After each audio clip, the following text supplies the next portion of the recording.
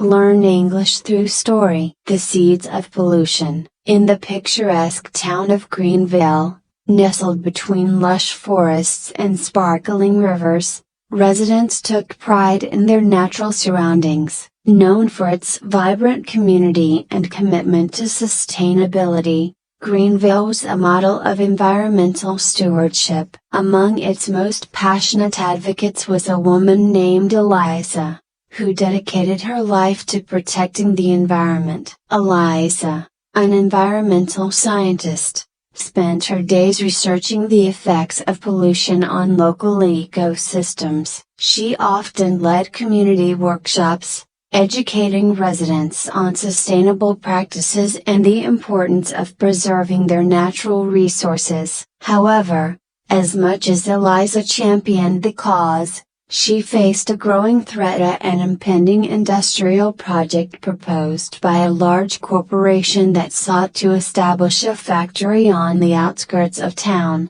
The project promised jobs and economic growth, but it also posed a significant risk to the environment. Eliza was deeply concerned about the potential pollution that could arise from the factory's operations. With her heart heavy, she rallied the community to oppose the development. Town hall meetings became battlegrounds, where passionate debates erupted between those who valued progress and those who prioritized preservation. During one heated meeting, a local businessman named Frank spoke up in favor of the factory. "We need this for our economy. Jobs are essential for our families, and we can't let fear of pollution hold us back," he argued, his voice booming. Eliza stood up, her hands trembling with determination. "But at what cost, Frank? We are risking our rivers, our air, and our health. Once pollution takes root, it's not easily undone. We need to think about the future." The discussions grew increasingly tense, and despite Eliza's best efforts, many townsfolk sided with Frank, convinced that the factory would bring prosperity. Feeling defeated, Eliza left the meeting with a sense of urgency. She knew she had to do more to raise awareness about the consequences of pollution. The next day,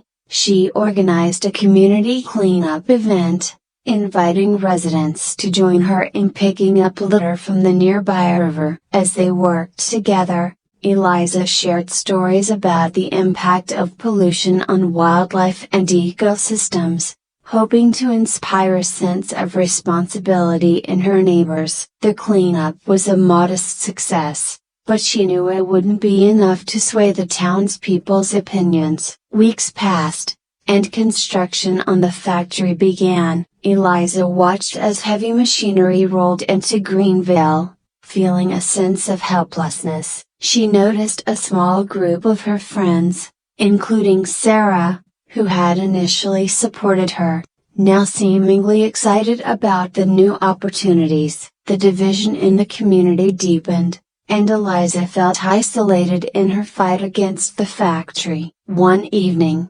after a long day of protesting, Eliza met Sarah for coffee. "I don't understand how you can support this," Eliza said, frustration bubbling beneath her calm exterior. "The pollution will ruin everything we love about Greenville." Sarah sighed, her expression conflicted. "I understand your concerns, Eliza, but we also need jobs. We can't just think about the environment, we have to think about our livelihoods." "It's not that simple." Eliza leaned back in her chair, feeling the weight of her friend's words. "But once the pollution starts, it will be too late. You can't just plant seeds of pollution and expect them to disappear. We'll be left to deal with the consequences." Despite her efforts, Eliza couldn't convince Sarah, and their conversation ended in silence. That night, as she lay in bed,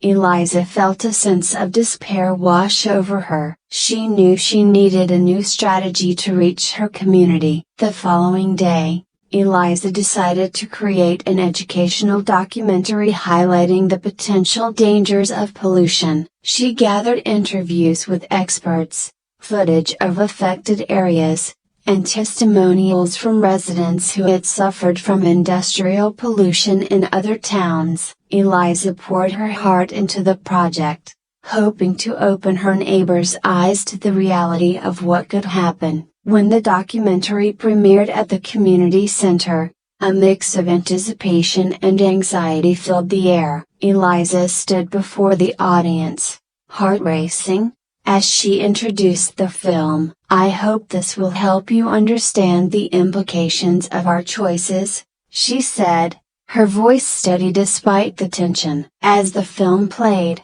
the room fell silent. The stark images of polluted rivers, dying wildlife, and communities suffering from health issues painted a grim picture. Eliza watched as expressions shifted from indifference to concern. After the screening, people began to ask questions, and the atmosphere transformed from skepticism to curiosity. Frank, who had championed the factory, approached Eliza, visibly shaken. "I didn't realize it was that serious." "We need to take this seriously," he admitted, his tone sincere. Eliza nodded, relieved that her message was finally resonating. "It's not too late. We can still make a difference if we come together and hold the corporation accountable." As the weeks progressed, the documentary ignited conversations in Greenville. More residents began to express their concerns, and a renewed sense of urgency swept through the community. Eliza organized additional events, including discussions with environmental experts and local activists, encouraging residents to voice their opinions. One evening, during a particularly lively gathering, Sarah approached Eliza. "I've been thinking a lot about what you said. I realized that I didn't fully understand the risks involved. I want to help," she said, her voice filled with sincerity. Eliza felt a surge of hope. "That's all I've ever wanted, us to work together for a better future. We need every voice we can get." With Sarah's support, Eliza launched a petition against the factory, gathering signatures from residents who had been moved by the documentary. Word spread, and soon the movement gained momentum. The community was galvanized, and they began attending town hall meetings en masse, demanding transparency from the corporation and advocating for environmental safeguards.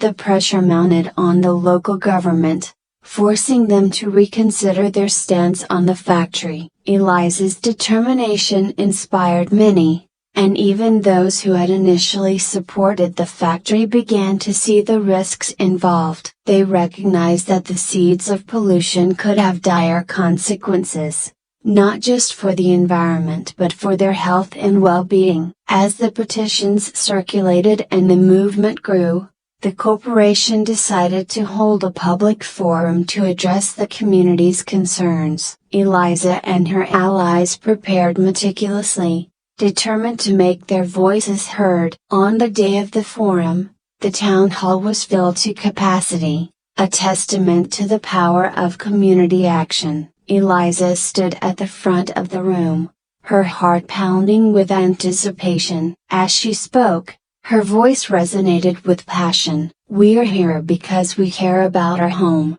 our families, and our future. Pollution is not just a word, it is a reality that can devastate our lives and the lives of generations to come. We have the power to shape our destiny, but we must act now." The audience erupted in applause, their energy palpable. Frank stood up, his voice strong as he added, "We need to prioritize our environment. The factory can't come at the cost of our health." As the discussion continued, the representatives from the corporation faced tough questions. The tide had turned, and they found themselves defending their plans rather than promoting them. Eliza's heart soared as she witnessed her community unite for a common cause. Weeks later, the corporation announced a halt to the factory plans, Citing the overwhelming public sentiment and the commitment to conducting further environmental assessments, Eliza and her supporters celebrated the victory. But they knew their work was far from over. They had planted seeds of awareness, and now it was time to nurture those seeds into lasting change. Eliza proposed a new initiative aimed at promoting sustainable practices in Greenville. She envisioned community gardens, recycling programs, and educational workshops on eco-friendly living. With the support of the townspeople, her vision took shape, and the town embraced a renewed commitment to protecting their environment. As the seasons changed, Greenville transformed into a model of sustainability. Residents planted gardens, reduced waste, and made conscious choices to preserve their natural resources. Eliza found fulfillment in seeing her community thrive, knowing that their actions would yield a healthier environment for future generations. One day, as she walked through the town, she noticed a group of children playing in a newly created community garden. They laughed as they tended to the plants, learning about the importance of nature and sustainability. Eliza felt a wave of gratitude wash over her. She realized that the seeds of awareness had taken root, and they were flourishing. A few months later, Eliza was invited to speak at a regional environmental conference. As she stood before a larger audience, she shared the story of Greenville's transformation. We learned that the seeds of pollution can quickly spread, but we also discovered that with awareness and action, we can cultivate a future filled with hope and sustainability. Her words resonated with attendees, inspiring many to consider their own communities and the impact of pollution. Eliza returned to Greenville with a renewed sense of purpose, knowing that their journey was a powerful example of what could be achieved through collective action.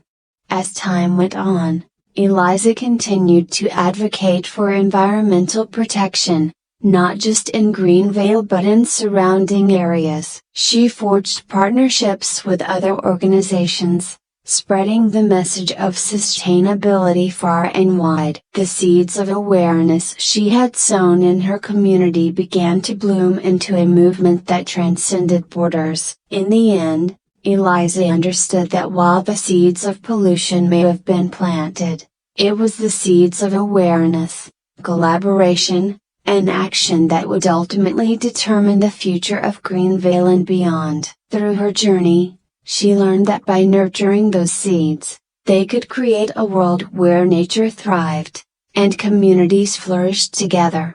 I hope you enjoyed the story. If you enjoyed, then please like and share this video, and don't forget to subscribe our YouTube channel. Thank you for watching.